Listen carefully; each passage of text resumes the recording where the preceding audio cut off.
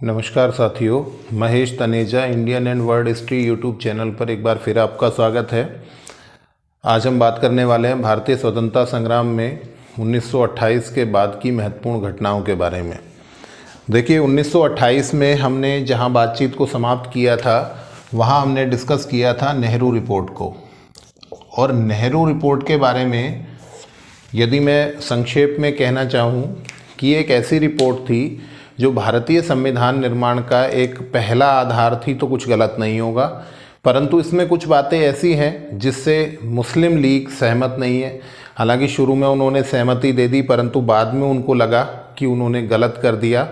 और जब जिन्ना इस चीज़ पर विचार मंथन करेंगे तो वो कहेंगे कि ये चीज़ें गलत हैं और ये एक संशोधन के साथ प्रस्तुत होना चाहिए।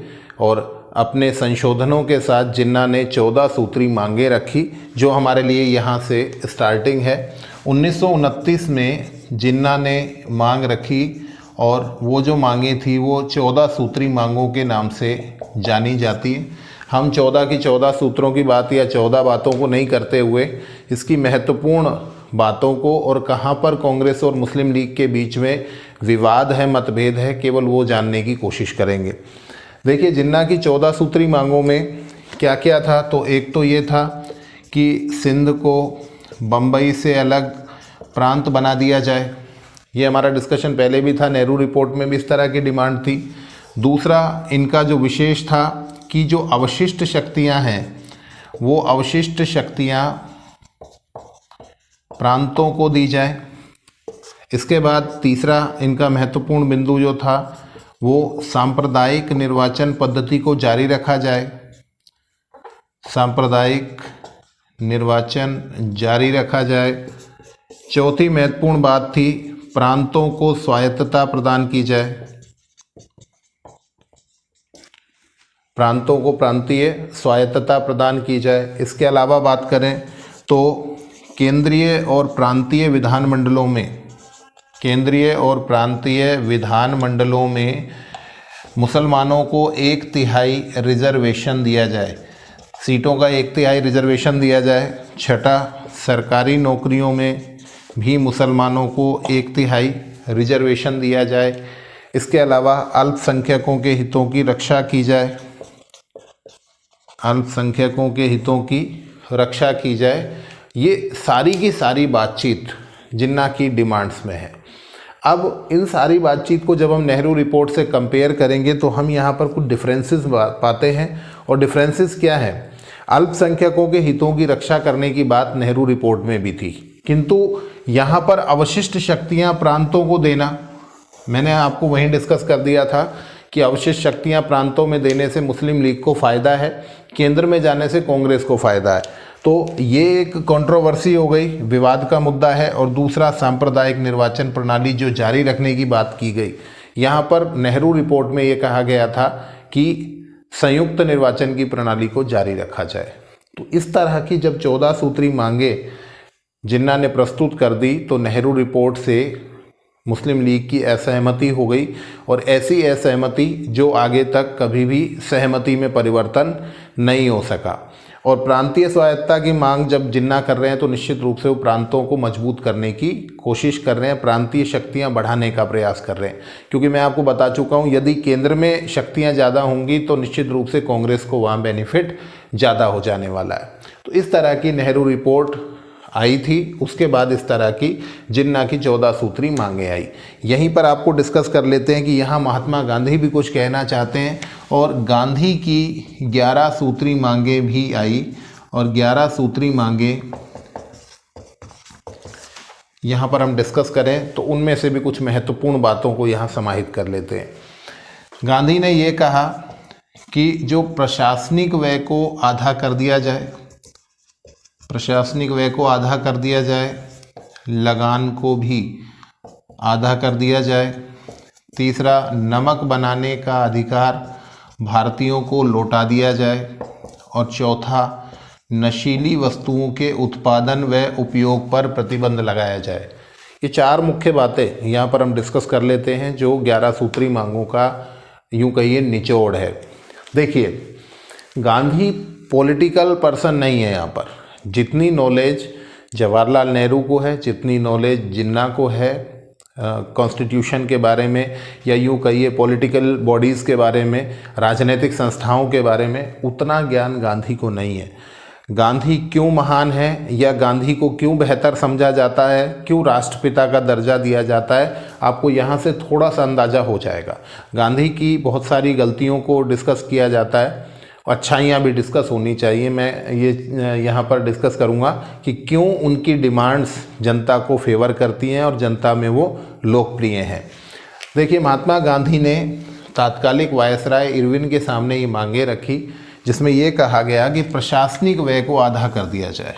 इस प्रशासनिक व्यय को आधा करने का मतलब क्या है कि जब हम लोग देखते हैं कि एक मंत्री जी जाते हैं तो उनके पीछे 15 गाड़ियाँ चलती हैं, और इन 15 गाड़ियाँ और इतनी सारे उनके लिए अरेंजमेंट्स होते हैं, टेंट लगते हैं उनकी सभाओं के लिए, ये सारा का सारा खर्चा जो है, ये बहुत ज़्यादा जो खर्चा किया जाता है दिखावे पर, ये अतिरिक्त प्रशासनिक व्यय है। प्रशासन में, शासन में इतना पैसा वेस्ट किया जाता है कि गांधी कहते हैं अगर उस प्रशासनिक व्यय को आधा कर दिया जाए तो निश्चित रूप से किसानों पर टैक्स भी आधा हो जाएगा। बिल्कुल सिंपल सी बात है, अगर आपके खर्चे कम हो जाएंगे तो आपको ज़्यादा आय की आवश्यकता ही नहीं होगी, और अगर आप लगान कम कर देंगे तो निश्चित रूप से किसानों को खाने को रोटी मिल जाएगी। बहुत वाइड थॉट है यहाँ पर। आप देखेंगे कि आज भी यदि इस मुद्दे को हम लेकर चले और लोकतंत्र में डिमांड करें नेताओं से कि जो इतना ज़्यादा पैसा खर्च हो रहा है, वेस्टेज हो रहा है, उसको अगर रोका जाए तो निश्चित रूप से भारत का डेवलपमेंट हो सकता है। तो ये डिमांड महात्मा गांधी की सबसे महत्वपूर्ण डिमांड है, और आपको लग रहा होगा यहाँ से कि इससे किसान उनके फेवर में आएंगे। मैं आपको एक इंटरेस्टिंग फैक्ट बता देता हूँ यहीं पर। गांधी के तीनों आंदोलन में, चाहे उनके साथ कोई हो या ना हो, आपको बता दें गांधी के साथ किसान हर बार हैं, क्योंकि गांधी जी की इनके बारे में बहुत ज़बरदस्त नॉलेज है और वो उनके उत्थान के लिए लगातार प्रयासरत रहे हैं। एक वाक़या आपको मैं डिस्कस कर लेता हूँ कि एक बार रविंद्रनाथ टैगोर और महात्मा गांधी दोनों किसी गांव में गए थे, और जब वहाँ पे गए तो लोगों ने कहा कि ये जो दाढ़ी वाले बाबा हैं, मतलब रविंद्रनाथ जी टैगोर, ये बहुत होशियार हैं, बहुत ज्ञान रखते हैं, परंतु जो आदमी साथ में बैठा है ना, अर्थात महात्मा गांधी, बोला इनको खेती के बारे में बहुत नॉलेज है, बहुत ज्ञान है इनको। इसका मतलब क्या है? महात्मा गांधी उस समूल, जिसे कहते हैं बेस से जुड़े हुए हैं, अर्थात वो जन सामान्य की समस्याओं को, परिस्थितियों को समझते हैं और उन पर काम किया है उन्होंने बेसिक स्वच्छता पर काम किया है, स्वास्थ्य संबंधी ऐसे काम किए जिसकी वजह से लोगों में जन जागरूकता आई, और उस जागरूकता की वजह से लोगों ने अपनी जीवन स्तर को, जीवन शैली को बदल दिया। तो यहाँ बहुत इंटेलिजेंट से महात्मा गांधी आपको नज़र आएंगे, जो किसानों के लिए टैक्स को आधा करने की बात कर रहे हैं। तीसरी डिमांड की बात करें तो यहाँ पर नमक बनाने का अधिकार भारतीयों को लौटा दिया जाए। देखिए, भारत में पहले ही बेरोजगारी का आलम था। हम लोग जानते हैं कुटीर उद्योग अंग्रेज़ों की वजह से नष्ट हो गए, सारा का सारा भार कृषि पर चला गया, और कुछ जो इस तरह के उद्योग धंधे थे या काम थे, जैसे नमक बनाने का काम था, ये भी अंग्रेज़ों ने अपनी फैक्ट्रीज़ के माध्यम से करना शुरू कर दिया। और इस वजह से अब गांधी डिमांड कर रहे हैं कि नमक बनाने का अधिकार भारतीयों को लौटा दिया जाए, अथवा जो इस पर बहुत ज़्यादा टैक्स लगा दिया गया है उसे घटा दिया जाए। इस तरह की डिमांड्स 11 सूत्री मांगों में है। और उसके अलावा सबसे महत्वपूर्ण की नशीली वस्तुओं के उत्पादन व उपयोग पर प्रतिबंध लगाया जाना चाहिए, क्योंकि इससे गांधी को पता है कि समाज जो है वो गलत दिशा में जाता है, तो इन सारी चीज़ों पर रोक लगनी चाहिए। ये मांगें गांधी ने रखी और इरविन से कहा कि आप इन सब मांगों को मान लीजिए, हम आपको 31 जनवरी 1930 तक का समय देते हैं, आप इनको मान लेंगे तो ठीक है, वरना एक और आंदोलन होगा और वो बहुत विकराल रूप में आपके सामने आएगा। इस तरह का चैलेंज जो है, इस तरह की बात गांधी ने इरविन के सामने प्रस्तुत कर दी, और 31 जनवरी 1930 का अब हम लोग इंतज़ार करते हैं कि उस समय क्या हुआ। ठीक है, गांधी की 11 सूत्री मांगें आ गई। इसके बाद यदि हम आगे संदर्भ में चलें तो 1929 में ही 1929 में ही क्रांतिकारी गतिविधियों का दौर जारी रहा और हमने आपको जिक्र किया था कि HSRA, Hindustan socialist Republican association, जिन्होंने सैंडर्स की हत्या कर दी, लाला लाजपत राय की हत्या का बदला ले लिया, उनकी मृत्यु का बदला ले लिया। तो HSRA के जो क्रांतिकारी हैं, भगत सिंह हैं, राजगुरु हैं, सुखदेव हैं, चंद्रशेखर आज़ाद हैं, इन्होंने एक और घटना को अंजाम दिया और वो घटना थी 8 अप्रैल 1929 की, और वो था सेंट्रल असेंबली पर बम। सेंट्रल असेंबली का मतलब क्या है? केंद्रीय विधानमंडल, अर्थात आज की तारीख में हम बात करें तो संसद पर बम फेंक दिया इन लोगों ने। परंतु जो बम फेंका गया वो खाली बेंचों पर फेंका गया। खाली बेंचों पर बम फेंकने का मतलब क्या था? वहाँ पर डिस्कशन चल रहा था, 2 बिल थे जिनके बारे में डिस्कशन चल रहा था, ट्रेड डिस्प्यूट बिल और दूसरा था पब्लिक सेफ्टी बिल।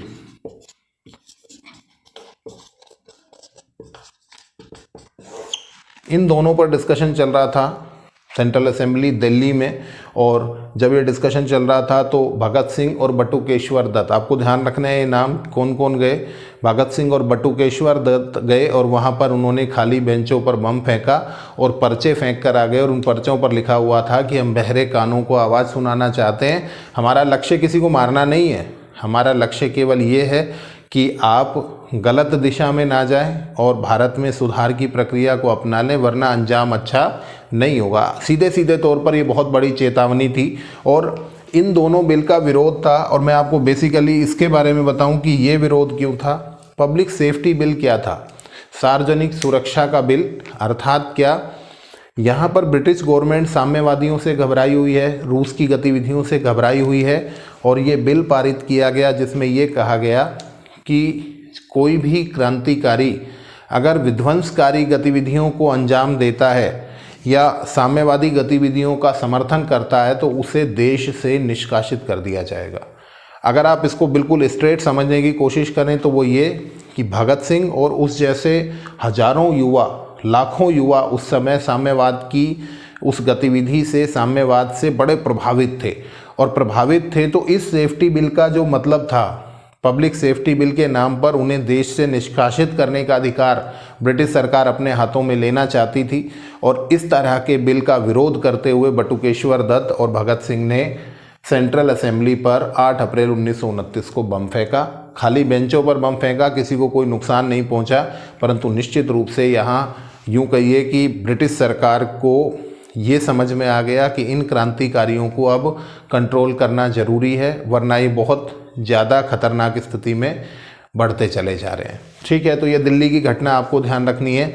यहीं पर मैं एक और डिस्कशन कर लेता हूँ। दिसंबर 1929 में इरविन एक ट्रेन से ट्रैवल कर रहे थे, एक रेलगाड़ी से यात्रा कर रहे थे और उस यात्रा के दौरान उस गाड़ी पर भी बम फेंका गया और इस तरह का प्रयास भी, इरविन हालांकि बच गए चीज़ों से, परंतु इरविन को मारने का प्रयास तक यहाँ किया गया। अब सरकार को लगा कि इनको खुला छोड़ना ठीक नहीं है, तो यहाँ पर गिरफ्तारियाँ शुरू हुई, छापामारी हुई और HSRA के लगभग सभी क्रांतिकारियों को गिरफ्तार कर लिया गया। आप लोग जानते हैं कि आज़ाद जो हैं वो पकड़ में नहीं आएंगे, नाम ही आज़ाद है, तो चंद्रशेखर आज़ाद एक बार फिर पकड़ में नहीं आए। HSRA के क्रांतिकारियों पर लाहौर षड्यंत्र केस चलाया गया। अब आपको याद होना चाहिए, हम इसे लाहौर षड्यंत्र केस नंबर 2 कह सकते हैं, सेकंड कह सकते हैं, क्योंकि 1915 में जो गदर पार्टी के द्वारा एक प्रयास किया गया था वो लाहौर षड्यंत्र केस फर्स्ट था, जिसमें विष्णु प्रिंगले को फांसी की सज़ा हुई थी। ये लाहौर षड्यंत्र केस नंबर 2 है और इस केस के तहत HSRA के क्रांतिकारियों को गिरफ्तार कर लिया गया और इन गिरफ्तारी के साथ ही इन्हें सजाएं दी गई। इनकी सुनवाई चलते चलते ही इन्होंने जेल में अनशन किया और अनशन करने का कारण था राजनीतिक कैदी का दर्जा प्राप्त करना। आपको ध्यान रखना है, राजनीतिक कैदी का दर्जा प्राप्त करने की इन्होंने कोशिश की, इनकी डिमांड थी। राजनीतिक कैदी से हम बहुत ज़्यादा डेप्थ में नहीं जाएंगे, केवल इतना समझने की कोशिश करेंगे कि अगर आप इस स्तर पर हैं तो आपको कहीं कोई चोर उचक्का नहीं माना जा रहा है। इसका मतलब आप कहीं राष्ट्र के लिए या जो शासन की प्रचलित कमियां हैं उसका विरोध करते हुए आप जेल में हैं। नहीं तो आपको एक हत्यारा घोषित करते हुए, एक चोर घोषित करते हुए साधारणतः जेल में डाल दिया जाता है, तो वो प्रतिष्ठा के विपरीत है। तो राजनीतिक कैदी का दर्जा ये डिमांड कर रहे थे और इसलिए इन्होंने अनशन किया और उस अनशन में 64वें दिन जतिन दास की मृत्यु हो गई। आपको बताएं, जतिन दास की मृत्यु के बाद जब उनका शव बाहर लाया गया तो 6 लाख लोग शामिल हुए उनकी शव यात्रा में, और ये वो कारण था जिसकी वजह से भगत सिंह और उनके साथियों को पहचान मिली। इससे पहले तक भगत सिंह और उनके साथियों का जो प्रयास था उसको कोई बहुत बड़ी पहचान नहीं थी। ये अंदर हैं जेल में, इस बात का कोई विशेष प्रभाव नहीं था, परंतु जब जतिन दास की भी मृत्यु हो गई तो ये महसूस किया जाने लगा कि ये कुछ अलग तरह के क्रांतिकारी हैं और गांधी दिलाएं या नहीं दिलाएं, ये लोग हमें स्वतंत्रता दिला सकते हैं, इस तरह का एक भरोसा लोगों में विकसित होने लगा। तो ये भी हमारे लिए इम्पोर्टेंट रहता है। अब लाहौर षड्यंत्र केस जो है वो चलता रहा और इसके तहत 3 लोगों को फांसी की सज़ा सुनाई गई। आपको ध्यान रखना है, जीसी हिल्टन, जज का नाम आपको ध्यान रखना है, जीसी हिल्टन ने राजगुरु, सुखदेव और भगत सिंह को फांसी की सज़ा सुनाई, जिन्हें 23 मार्च 1931 को फांसी पर लटका दिया गया। ठीक है, तो किस केस के तहत? लाहौर षड्यंत्र केस के तहत ये चीज़ की गई और जीसी हिल्टन का नाम भी आपको यहाँ पर ध्यान रखना है। और इन महान क्रांतिकारियों का ये पतन 1931 में हो जाएगा। ठीक है, इस सारी बातचीत के बीच में राजनीतिक परिप्रेक्ष्य अपने आप में चलता रहा और उस राजनीतिक परिप्रेक्ष्य में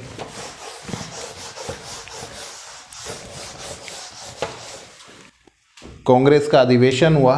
कांग्रेस का अधिवेशन हुआ 31 दिसंबर 1929 को। जब अधिवेशन चल रहा था तो उस अधिवेशन में 31 दिसंबर 1929 की मध्य रात्रि को जवाहरलाल नेहरू जो थे इस समय कांग्रेस के अध्यक्ष थे।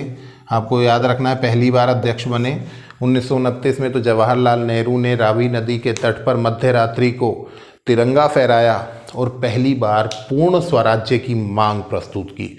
देखिए, नेहरू रिपोर्ट के बारे में हमने आपको बताया था कि नेहरू रिपोर्ट में औपनिवेशिक स्वराज्य की ही डिमांड थी और 2 लोग बहुत नाराज़ थे, एक जवाहरलाल नेहरू और एक सुभाष चंद्र बोस। और ये आपको दिखाई दे रहा है कि जैसे ही जवाहरलाल नेहरू अध्यक्ष बने कांग्रेस में तो वहाँ पर उन्होंने पूर्ण स्वराज्य की घोषणा की, पूर्ण स्वराज्य की मांग प्रस्तुत कर दी अंग्रेज़ों के सामने। और इसी घटनाक्रम में आगे यदि हम देखें तो 26 जनवरी 1930 को परतंत्र भारत का पहला स्वतंत्रता दिवस मनाया गया। 26 जनवरी 1930 को गुलाम भारत के अंतर्गत, या यूं कहिए भारत का पहला स्वतंत्रता दिवस जो स्वतंत्रता से पूर्व मनाया गया। कब? 26 जनवरी 1930 को। और आपको ध्यान है कि भारतीय संविधान जो लागू किया गया वो 26 जनवरी को ही किया गया। उसका यही कारण था कि इस तिथि को हम हमारी स्मृतियों में रखना चाहते थे, अपनी यादों में रखना चाहते थे। तो 26 जनवरी 1930 को स्वतंत्रता दिवस मना दिया गया। और यहीं पर आ गई 31 जनवरी। और जब 31 जनवरी आ गई तो निश्चित रूप से महात्मा गांधी इरविन से उम्मीद कर रहे थे कि वो उनकी 11 सूत्री मांगों को मान लेंगे। इरविन ने नहीं माना, क्योंकि इरविन भारतीयों के लिए बिल्कुल भी फेवरेबल नहीं थे, पक्ष में नहीं थे। उन्होंने साफ मना कर दिया कि हम आपकी किसी भी मांग को मानने के लिए बाध्य नहीं हैं। और जब नहीं है तो निश्चित रूप से महात्मा गांधी निराश हुए। महात्मा गांधी ने यहाँ पर एक लाइन कही कि मैंने झुककर रोटी मांगी, मुझे पत्थर मिले, अब इंतज़ार की घड़ियाँ खत्म हुई। इसका सीधा सा मतलब है कि अब गांधी एक और आंदोलन की तरफ प्रयाण करेंगे और वो जो आंदोलन होगा वो होगा सविनय अवज्ञा आंदोलन। गांधी की इस लाइन का मतलब भी हम लोग जान लेते हैं। गांधी ने क्या कहा? मैंने झुककर रोटी मांगी। देख लीजिए, अभी लिखा हुआ है। झुककर रोटी मांगने का मतलब क्या है कि जब आप लगान कम करा देंगे, किसानों का जो टैक्स है वो कम हो जाएगा, तो इसका मतलब किसानों को रोटी मिल जाएगी। झुककर रोटी मांगी किसानों के लिए और मुझे पत्थर मिले, ये महात्मा गांधी ने कब कहा? 11 सूत्री मांगों को इरविन के द्वारा नकार देने पर। और अब जो आंदोलन होगा वो सविनय अवज्ञा आंदोलन, जिसकी शुरुआत होती है दांडी मार्च से। तो नेक्स्ट क्लास में हम बात करेंगे दांडी मार्च, सविनय अवज्ञा आंदोलन, और देखेंगे कि गांधी इसमें कहाँ तक सफल हो पाते हैं। ठीक है, जुड़े रहिए Mahesh Taneja Indian and world history YouTube channel से। धन्यवाद।